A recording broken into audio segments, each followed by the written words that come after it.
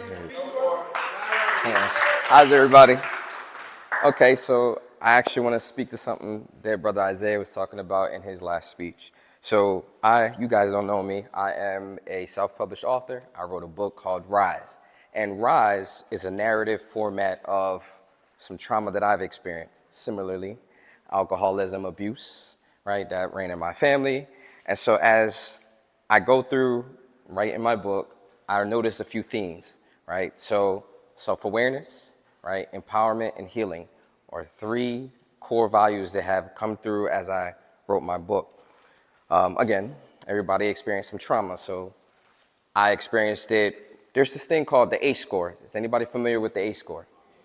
All right, adverse childhood experience. For those who don't know, it takes your score, right, of how much abuse that you've experienced in your life. So by middle school, I've experienced at least 9 of the 10.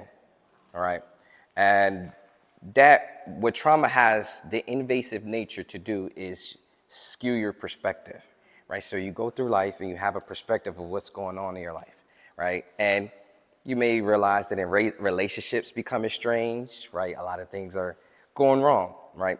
And without that level of self-awareness, you don't recognize that a lot of what happened to you in your childhood actually impacted how you develop as an adult. So as I'm writing this book, I'm recognizing themes and things that are happening in my life. So what I set out to do now as a speaker is to help people with self-awareness of the trauma that they're experiencing, right? Now, I give you the tools through the speeches that I give you, and then that'll help with empowering you to be able to transform your lives, right? And with that empowerment and with those tools, what do we get?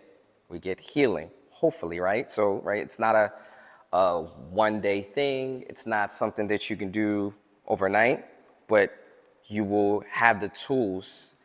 I will empower you and give you the tools in order to help you with your healing. So that's my speech. Thank you.